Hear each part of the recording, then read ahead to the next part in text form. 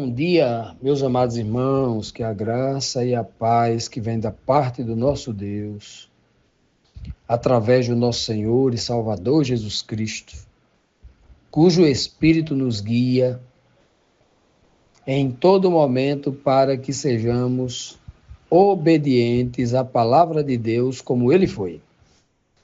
Amados, hoje, quinta-feira, vamos dar prosseguimento ao estudo dessa semana, cujo título da lição é Alcançados para Obedecer. Lembrando que ontem, na quarta-feira, nós estudamos aqui 2 versículos do livro de Romanos, capítulo 6, versículo 19, e o versículo 20, onde Paulo faz uma admoestação à igreja de Roma, aos cristãos da igreja de Roma, tentando conscientizá-los de que quando eles eram escravos do pecado, viviam no mundo, eles ofereciam os membros dos seus corpos para a imundícia, para a injustiça, para o pecado. E agora, as impurezas e as maldades, e agora que se tornaram uma nova criatura em Cristo, por que não oferecer, como servos de Cristo, oferecer os seus corpos, os membros dos seus corpos, e a sua mente, obviamente, a prática da justiça e da santidade? Ou seja, o homem que foi resgatado do pecado e da impiedade, ele não foi resgatado para ser salvo. Ele foi resgatado para ser salvo e viver em obediência.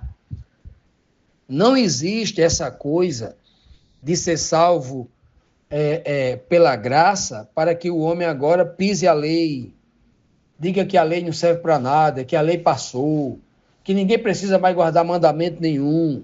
Olha, tem gente com essa irracionalidade por aí porque não está entendendo nem o óbvio, né? O óbvio das Escrituras. Paulo ainda diz no verso 20, deixa bem claro, quando vocês eram escravos do pecado, lá na vida anterior do velho homem, vocês eram escravos do pecado e estavam livres da justiça. Ou melhor, se eles estavam livres, estava bem, porque liberdade é tudo. Mas aqui é uma força de expressão para dizer que a justiça estava distante deles. A justiça não poderia alcançá-los e dar-lhes a verdadeira liberdade. Olha só, esse tipo de liberdade ninguém quer, não é mesmo? Pois bem, hoje nós temos aqui a 9ª pergunta da lição, que diz assim: vivendo sob a de baixo, né? Vivendo sob o Espírito da graça, vivendo debaixo da graça de Deus.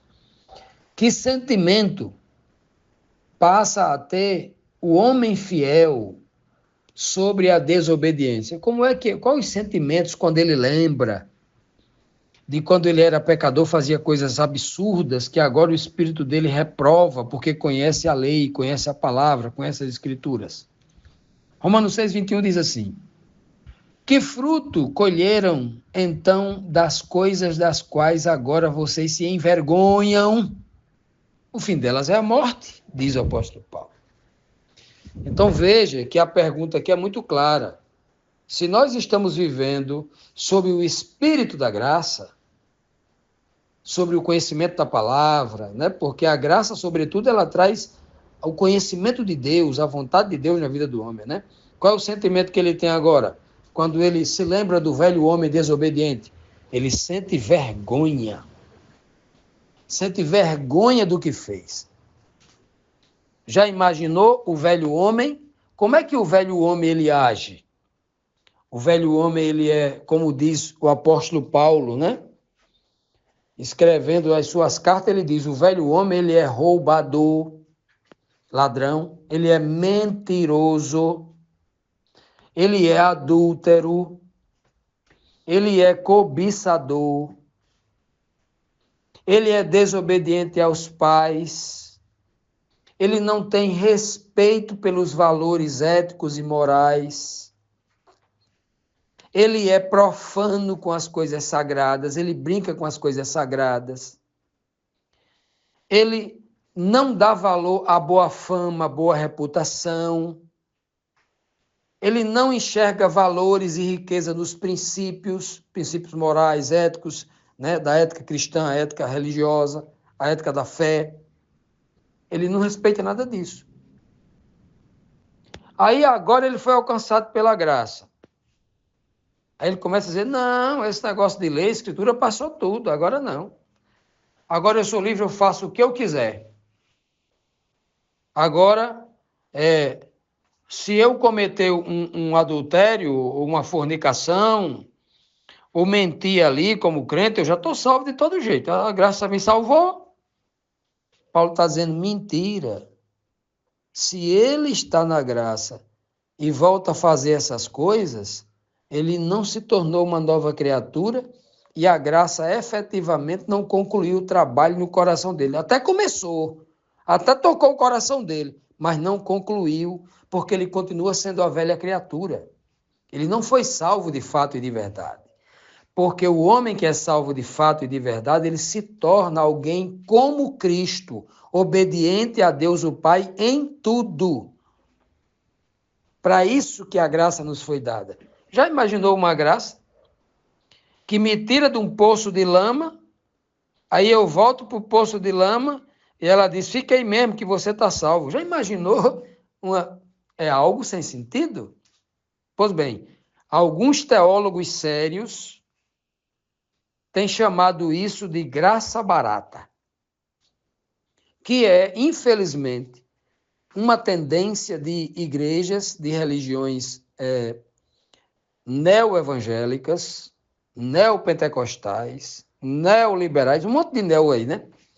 Essas igrejas progressistas que não têm aberto a Bíblia, não têm ensinado a palavra na sua profundidade, têm ensinado às pessoas apenas uma teoria de prosperidade, de bênção para curtir a vida nesta vida, curtir a sua vida enquanto vivo aqui neste planeta, porque a vida não é essa. Qualquer pastor, qualquer pregador que estimula a pessoa a curtir essa vida, a se importar com o seu casamento mais do que com Deus, ao se importar com a sua saúde mais do que com Deus, ao se importar com o seu dinheiro, com as conquistas financeiras mais do que com as coisas de Deus, ele não entendeu que a vida não é essa, a vida é a próxima, é a vida eterna.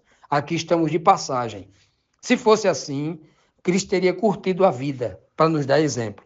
Os apóstolos, nenhum teria vivido uma vida como Paulo, passou fome, necessidade, porque não tinha dinheiro, passou fome, necessidade. Ficava arrumando coleta de cidade em cidade para matar a fome de cristãos que estavam passando fome, perseguidos. Mas tem pastor aí dizendo que os apóstolos eram ricos. Um monte de mentiroso aí, o povo acredita, porque o povo não conhece a Bíblia, o povo não conhece o testemunho de Cristo. Como é que Cristo morre tão cedo, aos 33 anos de idade, se ele, para ser o nosso exemplo, deveria morrer aos 100 de velhice, para mostrar para a gente que a vida é essa, tem que curtir a vida. É o que estão pregando nas igrejas, porque não entenderam a graça, não entenderam a fé, não entenderam a lei, né? O velho homem, o homem cristão de verdade, ele vai olhar tudo aquilo que transgride a lei, que transgride os mandamentos de Deus, e vai ver que a lei é boa e que a vida de transgressão que levava lá atrás é vergonhoso. É vergonhoso. E aquilo que é vergonhoso para Deus é reprovável. Continuando, meus amados, vamos aqui para a 10ª pergunta da nossa lição, que diz assim: para onde a vida de desobediência no espírito leva o crente fiel? Olha, que coisa linda. Olha que pergunta aqui importante, né? Olha, eu estou na graça, a graça me fez muitas coisas, a graça. Ela me tirou da cegueira, mostrou o conhecimento da palavra de Deus, mostrou o perigo do caminho que eu andava em desobediência, agora me mostra o caminho certo para que eu seja obediente, o que eu devo fazer, que é o que Cristo fez, que é meu exemplo, nosso exemplo.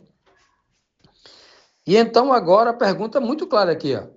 Para onde a vida de obediência, já que eu estou no Espírito agora, para onde é que ela vai me levar? A outra, quando eu me lembro dela, eu sinto vergonha. E agora? O verso agora é o verso 22, Romanos 6, versículo 22, diz assim: Mas agora que vocês foram libertados, são pessoas livres, libertados do pecado, e se tornaram escravos de Deus, ou servos de Deus, o fruto que colhem leva à santidade, e o seu fim é a vida eterna. O outro, que era vergonha, pecado, como diz Paulo, nos versículos anteriores, levava à morte. A vergonha e a morte. Agora é diferente. A graça me alcançou, abriu os meus olhos, iluminou a minha mente, eu compreendi Deus, compreendi o sacrifício que ele fez por mim, compreendi o sacrifício do seu Filho, de Jesus Cristo, o sacrifício que ele fez por mim, compreendi o que é a desgraça do pecado, a transgressão da lei, pecado é a transgressão da lei, é a transgressão dos mandamentos de Deus, compreendi que essa desgraça só leva à vergonha e à morte, não é? Já entendi tudo isso, a graça iluminou a minha mente para eu entender. Quem não entende isso não foi alcançado pela graça. Então foi iludido com uma definição de graça que é contrário ao que a Bíblia ensina. Fui alcançado pela graça porque a graça salva de tudo isso. A graça não salva o bandido para ele entrar na vida eterna. A graça barata salva. O cara continua bandido, Deus vai levar ele para a vida eterna, no reino dele. Quando chegar lá, ele vai se rebelar de novo igual Satanás, porque é um bandido na sua índole, é um transgressor, amante do pecado, não foi transformado, não se tornou em alguém obediente. Não, a graça é diferente. A graça, ela salva o homem de tudo. A primeira salvação que ela causa no homem é salvar o homem da cegueira espiritual, trazendo conhecimento pela palavra. Conhecereis a verdade e a verdade vos libertará. Ele está dizendo aqui, ó, vocês foram libertados. Como é que alguém é libertado? Pela palavra da verdade. E como é que eu chego ao conhecimento da verdade? A graça de Deus derramada sobre nós, né? O seu Espírito iluminando a nossa mente para a gente compreender a palavra. Tudo começa com o conhecimento da palavra. Sem o conhecimento da palavra, não há as outras libertações de nada no mundo. Tudo é a palavra. Começa pela palavra. E então, fomos libertados do pecado, porque eu só não vou pecar se eu souber o que é pecado. Onde é que está? Na palavra. A palavra que diz, não faça isso, é pecado. Não faça aquilo, é pecado. Não faça isso, você vai prejudicar a sua saúde física. Não faça isso, que você vai prejudicar a sua saúde emocional e espiritual. Não faça isso. Ora, é a palavra que me diz isso. Pela fé, quando eu obedeço a isto, eu vou crescendo na graça. E a fé, ela é justamente testada justamente com obediência à lei. A lei diz assim, não mate. Ora, eu só posso obedecer se eu tiver fé. O teste de fé é justamente a transgressão da lei ou não. Todo teste de fé é isso. Sem lei não tem teste de fé. Como é que eu vou, se o teste da fé é obedecer a palavra de Deus ou não? Foi assim com Abraão, foi assim com Moisés, foi assim com Elias, foi assim com Davi, foi assim com João Batista, com o próprio Jesus, inclusive, o nosso exemplo. Teve que obedecer para mostrar que tinha fé. Com todo mundo. Por isso que o Apocalipse diz bem claro que nós devemos ter a fé de Jesus, a mesma fé dele. É o nosso exemplo. O exemplo perfeito é ele. Não tem outro. Ninguém tem um exemplo tão perfeito quanto Cristo. Ele é o único exemplo de perfeição. Moisés tem alguma coisa que a gente pode copiar dele? Alguma coisa certa que ele fez? Tem. Algumas virtudes que a gente tem que copiar. Paulo vai dizer, sejam meus imitadores o quanto eu sou de Cristo. Em algum momento em que eu não imitar Cristo, não imito nesse momento. Agora, Cristo não, você tem que imitar tudo o tempo todo. Olha que beleza. Tudo isso eu tenho conhecimento porque a graça de Deus me trouxe isso. A graça de Deus, quando me alcança, a primeira coisa que vai acontecer comigo, com esse conhecimento que chegou à minha mente, é eu sentir vergonha, sentir nojo daquilo que eu fazia quando não conhecia a palavra de Deus, quando estava distante da graça. Olha que coisa linda. Agora que eu conheço, o que é que diz o texto? Como eu conheço agora, eu vou me afastar do pecado, da transgressão, vou me aproximar da lei para conhecer, para que eu não agrida a lei, para que ela não tome ocasião pelo pecado e me acuse. como disse o apóstolo Paulo aqui já. E aí, olha, eu vou me aproximar para que eu seja obediente e viva uma vida em santidade. É a palavra que está em negrito aqui no verso. Ó. Santidade. A graça pega a nova criatura e leva ela para a santidade. E o que é santidade? Se a gente for aqui dar uma definição bem simples, bem popular, bem rasteira, bem pueril, é dizer que a santidade é o homem ser separado, ser arrancado do mundo onde ele estava lá se prostituindo, estava fazendo coisa errada, se contaminando, é te arrancá-lo de lá e separá-lo para um propósito. Ele vai viver como alguém que é tirado do mundo e trancado dentro do mosteiro, para viver ali 24 horas trancado ali, sem ver nem a luz do lado de fora do mundo, viver dentro daquele mosteiro, viver única e exclusivamente para fazer a vontade de Deus. Isso é santidade. Como é que eu sou alcançado pela graça, fui chamado para ser santo, viver a santidade, e continuo de vez em quando pulando o muro do mosteiro para ir fazer um adultériozinho ali, roubar o outro acolá? Que graça é essa? Que nova criatura é essa que vive de vez em quando dando um mergulho no lamaçal do pecado? Não tem sentido, né? E a palavra de Deus é muito clara. Nós somos separados, a graça nos alcançou, a graça nos resgatou, a graça de Deus, para vivermos uma vida de santidade, porque o objetivo é que Deus faça com que a gente entre na vida eterna.